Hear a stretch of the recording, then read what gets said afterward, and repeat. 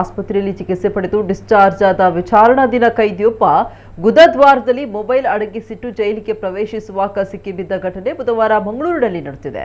April 24ರಂದು Mohammed Tauheed ಎಂಬ ಕೈದಿಯನ್ನ ಚಿಕಿತ್ಸೆಗಾಗಿ Wenlock ಆಸ್ಪತ್ರೆಗೆ ಒಳ ರೋಗಿಯಾಗಿ ದಾಖಲಿಸಲಾಗಿತ್ತು. ಏಪ್ರಿಲ್ 29ರಂದು ಆಸ್ಪತ್ರೆಯಿಂದ ತೌಹೀದ್ ಡಿಸ್ಚಾರ್ಜ್ ಆಗಿತ್ತು. ಸಂಜೆ 5:15ರ ವೇಳೆ ಕೊಡಿಯಲ್ ಬೈಲ್ನ ಜಿಲ್ಲಾ ಕಾರಾಗೃಹಕ್ಕೆ ವಾಪಸ್ ಕರೆದೊಯ್ಯಲಾಗಿತ್ತು.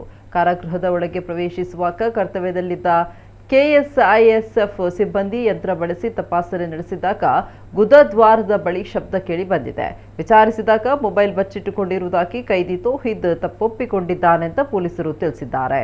ಕೈದಿಯನ್ನ ಮತ್ತೆ ಆಸ್ಪತ್ರೆಗೆ ದಾಖಲಿಸಿ ಪರೀಕ್ಷೆಗೆ ಒಳಪಡಿಸಿದಾಗ ಗುದದ್ವಾರದಲ್ಲಿ ಮೊಬೈಲ್ ಬಚ್ಚಿಟ್ಟಿರುವುದು ದೃಢಪಟ್ಟಿದೆ. ವೈದ್ಯರು ಕೀಪ್ಯಾಡ್ ಮೊಬೈಲ್ ಅನ್ನ ಹೊರಗೆ ತೆಗೆದಿದ್ದಾರೆ ಅಂತ ಪ್ರಕರಣ ದಾಖಲಿಸಿರುವ ಬಗ್ಗೆ ಪೊಲೀಸರು ತಿಳಿಸಿದ್ದಾರೆ.